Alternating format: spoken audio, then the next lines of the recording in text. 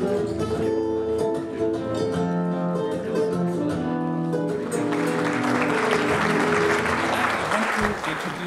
our next speaker, Jeff Berwick. He has spoken at this seminar earlier. He's the founder of a very popular financial and economic website, The Dollar Vigilante. He's also a host of a very popular podcast, Anarcho Capitalist podcast, which is called Anarchism. And he is the founder of the world's largest Anarcho Capitalist conference.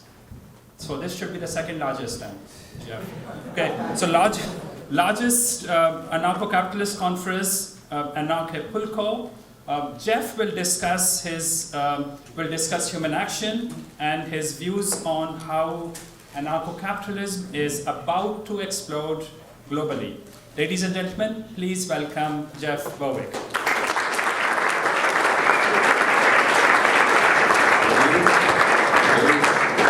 Can you hear me okay? Yeah.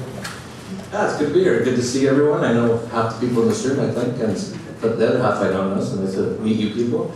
I really have a sort of a message of hope. A lot of people who are into libertarianism, anarchism, anarcho capitalism, sometimes they get a little bit run down. They get, especially if you live in like a really statist, communist, fascist country like Canada, you get really like, oh, the world sucks. But it's actually not that bad. I have a lot of experience over the last few years, actually over the last decade, that's really been adding up over the last few months even. I see a massive rise happening all over the world.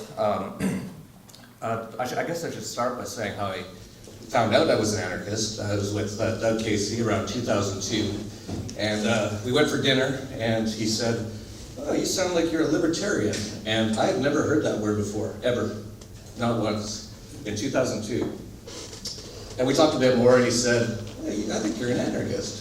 And I was like, what, like people that throw bombs and stuff? I didn't even know what it meant. So I went on a long journey of trying to figure out all this stuff, and I did. And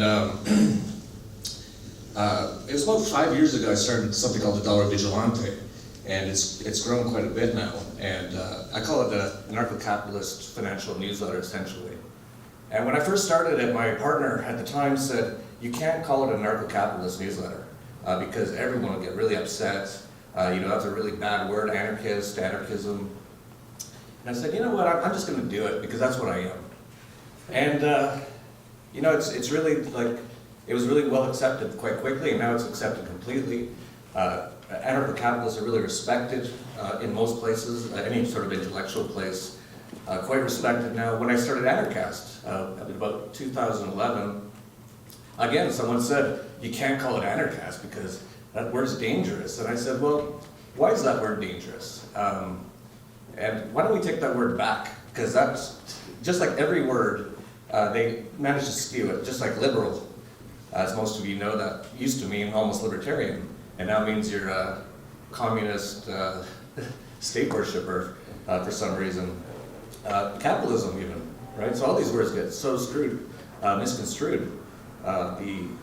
Capitalism, a lot of people think what they have in Canada or the US today is capitalism. And that's why people get really confused. Because that's not capitalism. Capitalism doesn't have central banks, doesn't have taxes, it doesn't have regulations. That's what you have mostly in places like the US and Canada today. So it's essentially fascism mixed with communism. It's just horrible, it's like the worst of every world. And it's not going to collapse, which is really good, and it's going to happen soon. So I was just thinking about how things are really rapidly changing now. And I think it's all because of the internet. When the internet first came out in 1994, I was super excited, and I said, within 10 years, there's not going to be any more war, there's going to be a much better world. And then 2005 rolled around, and Iraq and Afghanistan and all these things. But what I realized was no one really got on the internet until around 2000, 2005. Before then, it was all us techie nerd guys who were on it. But it's only been since really the smartphone, which is what the iPhone, when did that come out? 2007? So it's been like only 7 years. Now everyone's on the internet. Now, most people just use it to look at cats and funny photos and stuff, but they still do have access to the internet. And that's where people are getting most of their information now. TV's dying. CNN is at its lowest ratings, I think, ever. CNBC is like its lowest ever right now. Larry King left CNN because he said he actually went to the Russian propaganda channel, RT, of all places, which is much better than CNN as far as truth on everything except for Russia. And he said CNN should just show SpongeBob SquarePants cartoons that get more viewers, and he's right. MSNBC, their prime demographic, which is 25 to 54 years old, I guess that's the one they want. At the prime time, their max audience quite often is less than 30,000 people. So even a site like mine, I'll have more viewers than that on a typical day. So this is really changing everything. And it's only been the last few years, I've just seen this massive change. It's probably after Ron Paul, I think he really changed the game. He made it so people started to understand what libertarianism is. 10 years ago, most people probably hadn't even heard the word. Now it's a very common word. You hear it all the time. Everyone calls themselves libertarians now. Bill Maher calls himself a libertarian. Glenn Beck. All these people who aren't libertarians, but I guess they think it's cool to be a libertarian. And now a lot of them even started calling themselves anarchists or anarcho capitalists. There was the broadcaster on Fox. He's not an anarcho capitalist, but he called himself one. He doesn't know what it is, but he thinks it's really cool. I go to conferences sometimes, I'll be on a panel, and it used to be, they wouldn't even want me to mention that I'm an anarchist, right? Because they don't want to scare everybody. And the last few years when I'm on a panel, this has happened numerous times, I'll be on a panel with other people, and they're not all anarchists, and they'll actually apologize to me. They'll go, "Jeff, I'm sorry, I'm not an anarchist." I'm like, "It's okay, you'll be okay, I accept you, you'll get there eventually." They're like, "Thank you." So it's totally changed the game. We're on this huge upswing right now, and I'm seeing it around the world. I just came back from Austria and Germany, where I infiltrated the G7 and the Bilderberg meeting with Dan Dix of Press for Truth, who's at the back there, and Luke Radowski of We Are Change. And it was quite phenomenal to see. First of all, there wasn't much protest, and I think that's something that's also changing right now. A lot of people think we need to have all these big protests and hold up signs and say, "Hey, please don't treat us so much like slaves, treat us a little less like slaves." But a lot of people are moving beyond that, and they're just opting out. A true anarcho-capitalist revolution wouldn't be a big protest or riot. It'd just be no one would show up, no one would pay taxes, no one would care about those politicians anymore, and that'd be it. And that's actually happening. And it's amazing, and seeing it around the world. So we showed up in Germany. Almost everywhere we went, people knew us, and they were all like, "Thank you for coming here, thank you for exposing Bilderberg." For those of you who don't know Bilderberg, it's like a very private, the world's financial elite, power elite people all go in. It's very, they hide them as much as possible. And somehow we got into the hotel the day before. And it's kind of funny because even of course, we're the only people in the hotel the day before the Bilderberg meeting. And the chief of police of Austria comes to our door and he goes, "I'm sorry, there's been a mistake, you have to go." And I said, "Well, I paid for the room." He's like, "Well, we can chase our tail all day, but you have to go." And I said, "I'm going to put a very bad review on TripAdvisor if you kick me out of this hotel. I paid for this room." And he goes, he had some people behind him, but they walked away a little bit, and he kind of like almost gave us a wink, and he said, "Listen, I know who you are, I actually like what you do, but everything free, the hotel's free, take anything out of the minibar, whatever you want." So we took everything. And at the same time, everywhere we go, like even here today, this happens almost all the time with people like myself and Dan, and other people who are trying to expose what's going on out there and try to get freedom out there. Everywhere we go, we have people picking us up at the airport, driving us around. There's a nice guy named Josh here. I don't know where he is, he might be outside, but he just offered to drive me and Tim Moan around, the leader of the Libertarian Party of Canada, all day yesterday, everywhere we wanted to go. People like in Austria, they were just handing people like Dan money on the street, just like, "Thank you." One guy said, "I'm going to buy all your food for the next week." So there's something happening, and people around the world are waking up, and they're really supporting a lot of the stuff that we're doing. Now, I guess you should mention about the Libertarian Party of Canada. I am running for it, but really I'm not. I'm not going to, when it comes time to put my name down, I'm not going to do it, because to do that I'd have to become a resident of Canada again, and that would mean I'd have to pay, or supposed to pay taxes here, and there's no way I'm doing that. So it's kind of funny, they passed a law like last week saying that Canadian expats, people who have left Canada, can't vote. And I was like, I wonder if that was like just for me they made that, because that was a weird timing. Yeah, we're doing that to spread information. Pretty much everyone in the Libertarian Party of Canada that I've met, they're all anarcho capitalists. The leader, Tim Moen's, an anarcho capitalist. But of course they can't run on the platform of, we're just going to shut her down. Like most people, that's too much, too fast. So they're, we're going to reduce, they want to reduce it, they want to put 15% income tax and remove most of the regulations, most of the dairy boards and CRTC and the CBC propaganda channel and all that. But that's interesting too, that came out of nowhere. 5 years ago, I don't know if Tim's here, is Tim here? How many people ran in the last election? Well, 23. 23, and how many this time do you think? We're over 100 already. Yeah. So it was like 23 last time. It was really nothing. There was almost like not a real party at all. And now it's just out of the blue, just gotten this huge amount of upswell.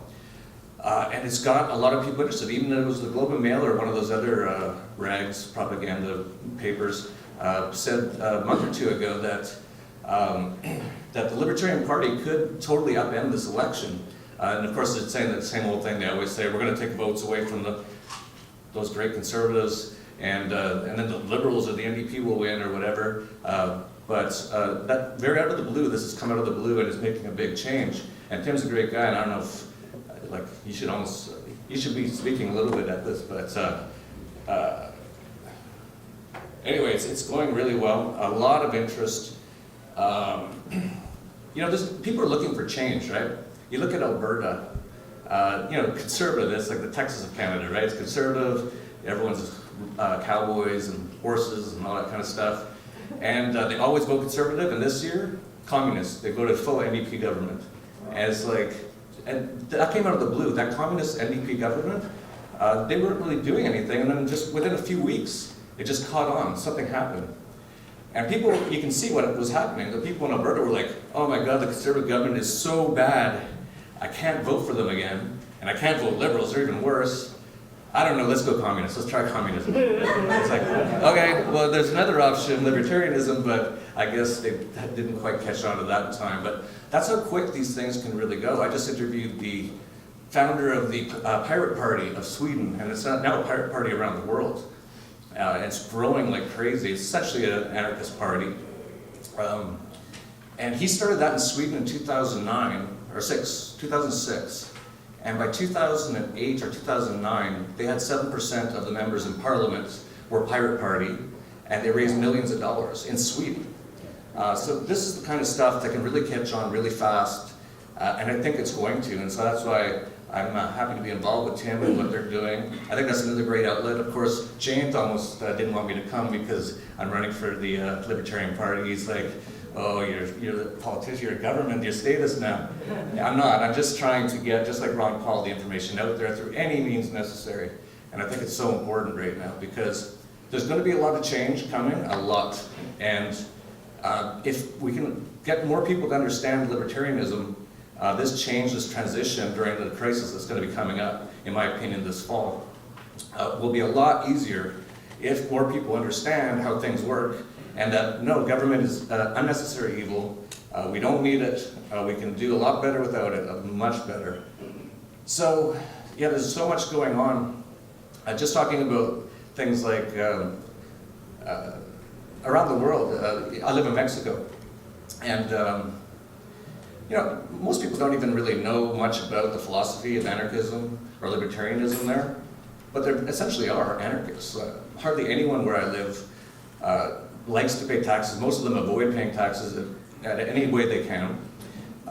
They hate the cops. If the cops bother them, they will kill the cops. And then they'll say in the US or something, oh my God, that's chaos in Mexico. It's just dangerous. It's like, no, that's awesome. It's like they don't let the government boss them around. Even the president of Mexico is scared to come to Acapulco because he thinks he'll get killed, and he probably will, and that's good. So,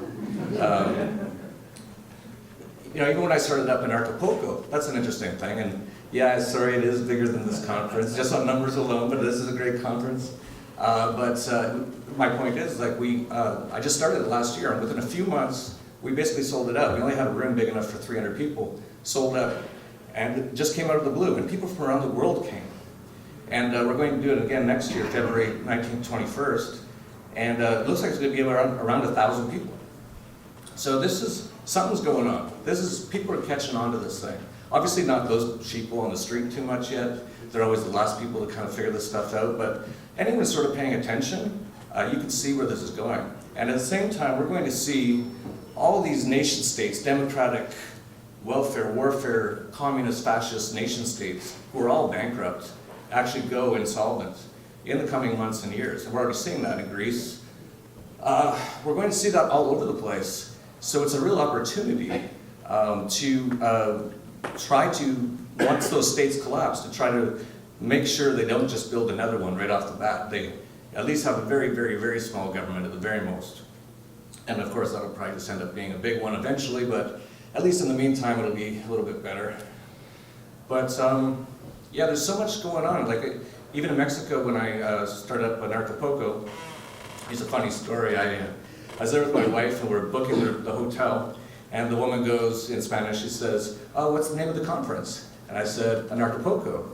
And the woman turned white, and she's just looking at me.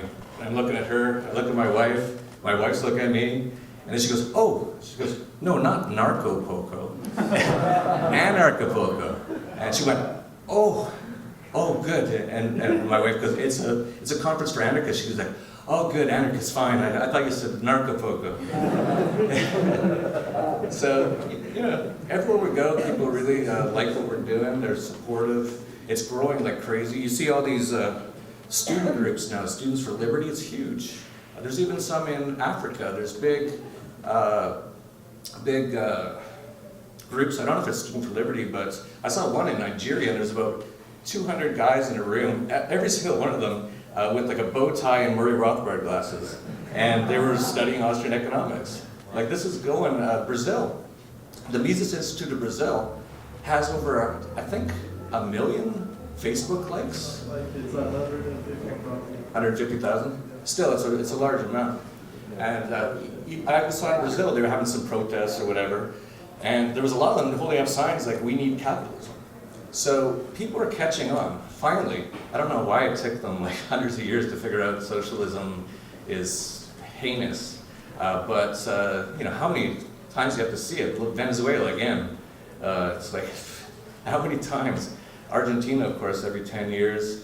And no one seems to understand why. It's well, that just happens. Every 10 years, the currency just goes to zero.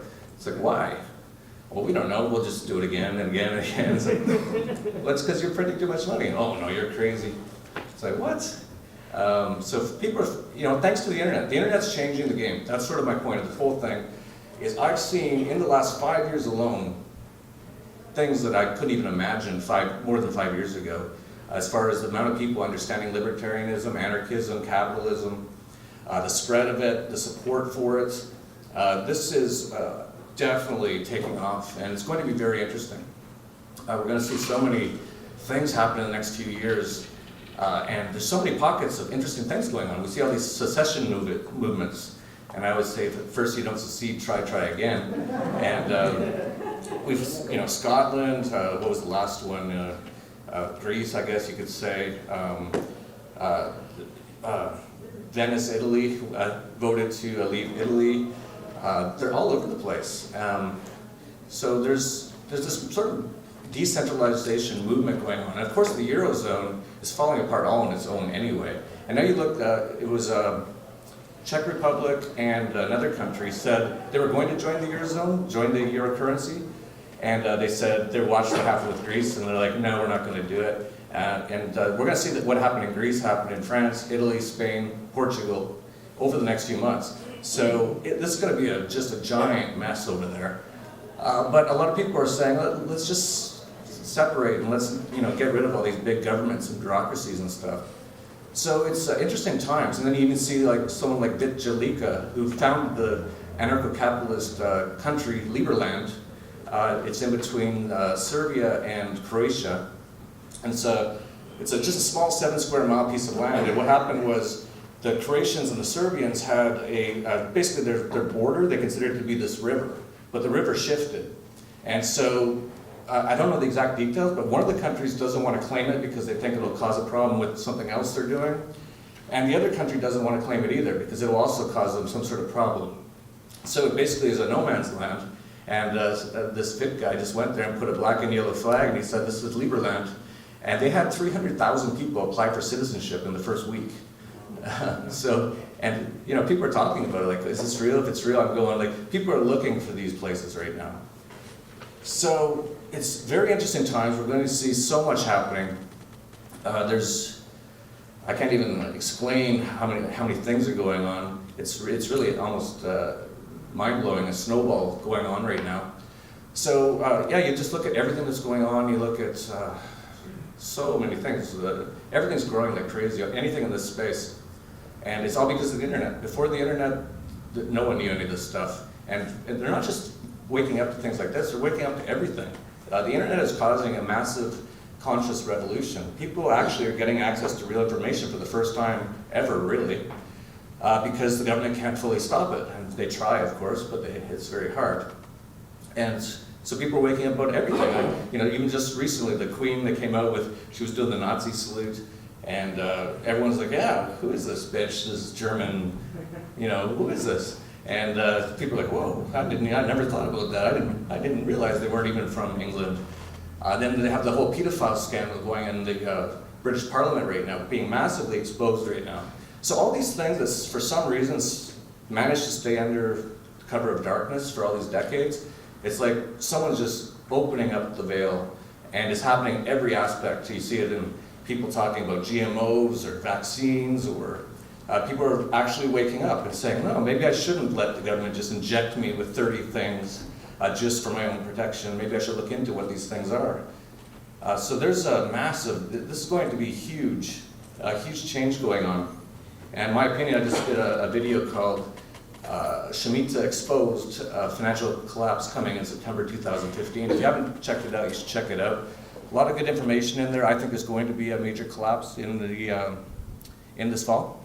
And I have a number of facts and evidence showing why I think that. And I even have more. Every day I get more. Christine Lagarde just came out yesterday, I believe, and said something big is going to happen on September 15th, which is actually the day I actually picked in the video as the day. And there's a number of reasons why I picked that. It's going to be interesting. There's going to be a lot going on. We're seeing it more and more. People are waking up. And the more they wake up, the more they're going to come to libertarianism. Who's going to wake up and go to communism, right? It doesn't work that way. It's like, oh, I understand everything now. That's communism. What? And people are just waking up. You're just starting to see it. Like, even when I said I was going to run for the Libertarian Party, I lost a lot of friends and fans. That's how, people are like, oh, you can't even be involved in government or you're disgusting. And I think that's a good way to look at it. And more people are like that. 20 years ago, if I said I'm running for office, everyone was like, oh, congratulations. That's some big aspirations you have there. And now it's like, oh, are you serious? Like, it's disgusting. So lots of stuff going on. I think I only have half an hour, and I think I have 5 minutes left, if I'm correct. Does anybody have any questions or anything?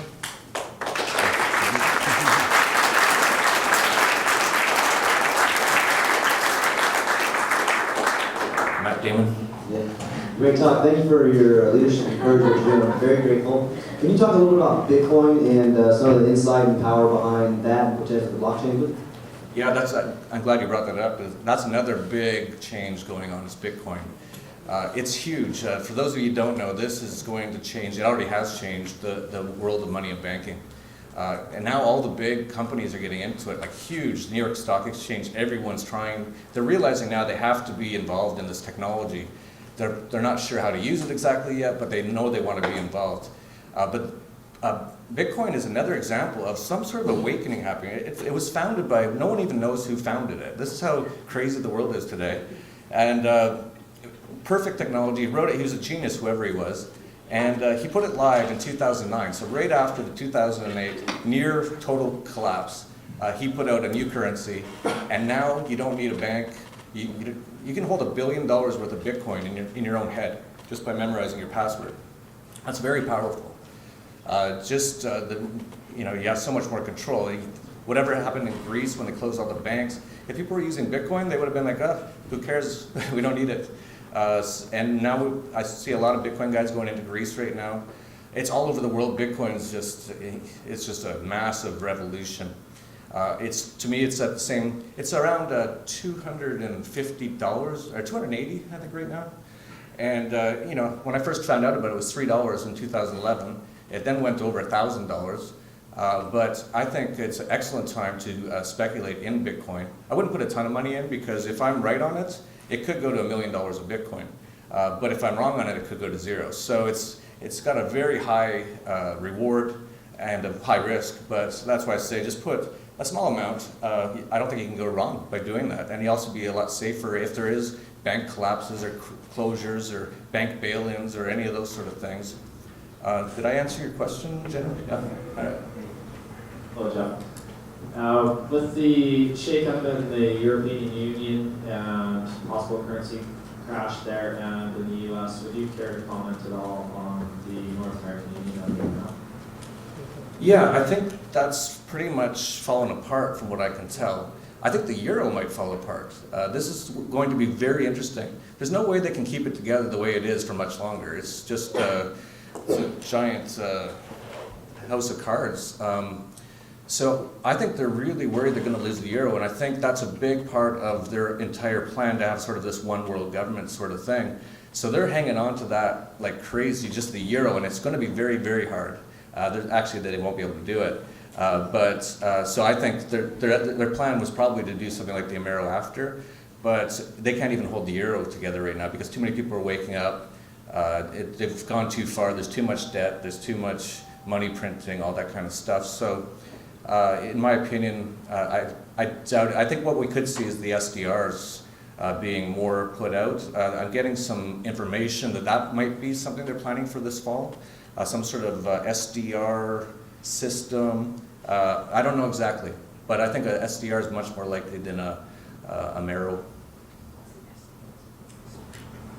I love your optimism. It's really good to hear.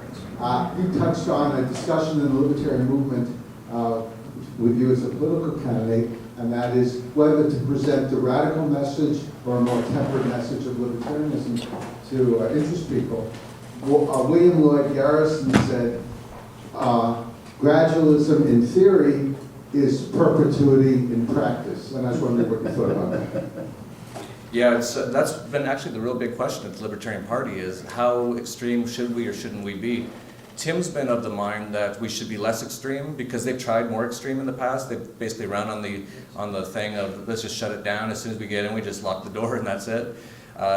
And Tim's going a different approach now. He's trying to be a little bit more less extreme in his talking. He's trying to, talk to those people who watch their TVs and don't know anything.